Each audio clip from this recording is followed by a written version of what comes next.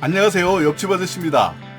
오늘은 기초생활수급자 중 2024년인 올해 달라지는 생계급여 현금으로 받는 금액에 대해서 준비했습니다.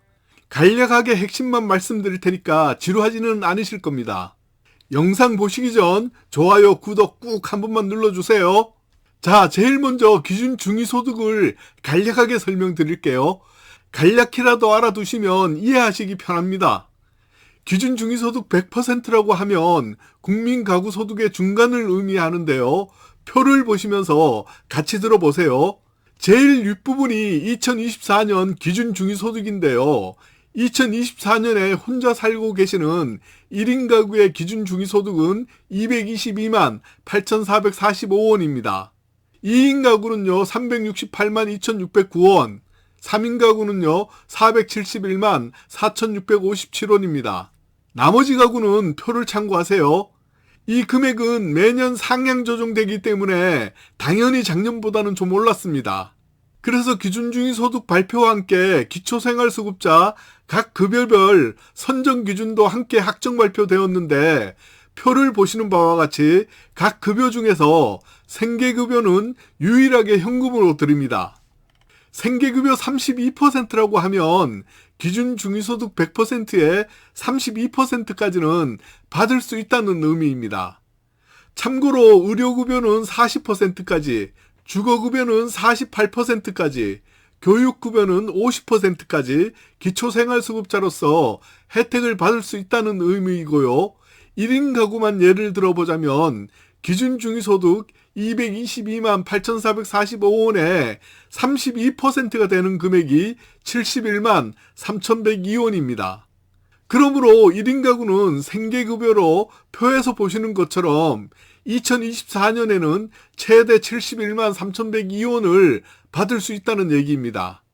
2인 가구는 117만 8,435원을 최대 받을 수 있고요. 3인 가구는 150만 8,690원을 받을 수 있습니다. 4인 가구, 5인 가구는 표를 참고하시고요.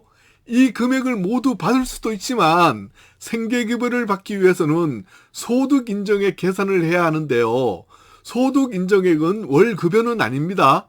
소득 인정액은 공제해 주는 것도 있고 계산하는 방법이 있는데요. 간략히 예를 들어보자면 2인 가구의 소득 인정액을 계산해서 25만 원이라면 2인 가구 생계급여 117만 8,435원에서 25만 원을 빼면 92만 8,435원을 생계급여로 받을 수 있습니다. 왜 가구별로 생계급여로 알려드린 것과 같이 받는지는 이제 대충 이해되셨죠?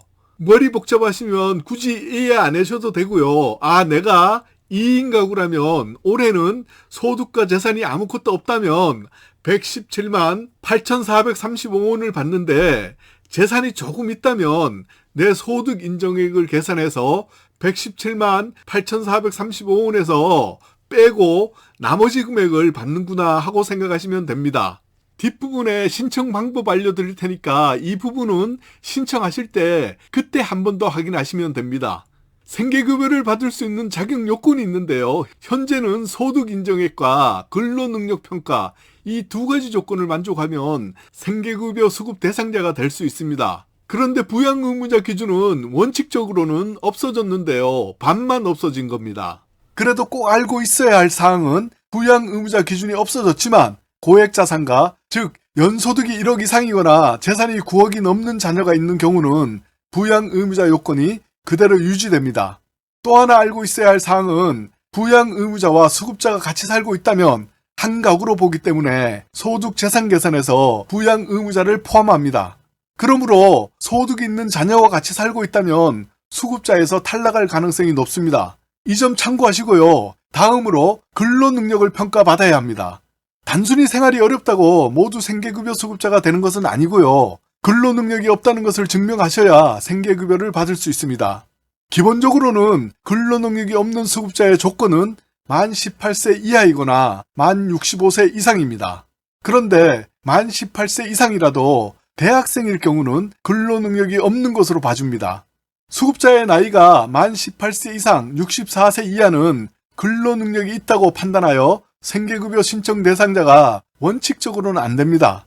그러나 나이가 만 18세 이상 64세 이하임에도 불구하고 근로능력이 없다는 것을 인정받아서 생계급여 수급자가 될 수 있으려면 근로능력이 없다는 것을 인정받아야 하는데, 근로능력이 없다는 것을 인정받으려면 해당되시는 분들은 좀 더 집중해서 들어주세요. 먼저 질병 및 부상 등으로 치료 및 요양이 필요한 사람, 희귀 난치성 질환자, 암 환자, 중증 화상 환자, 장애 및 상급 이상의 상위 등급 해당자, 장기 요양 1등급에서 5등급 판정자, 그리고 근로능력이 있지만 가구원 양육, 간병 등으로 근로가 곤란한 사람 등도 근로능력이 없다고 인정해 줍니다.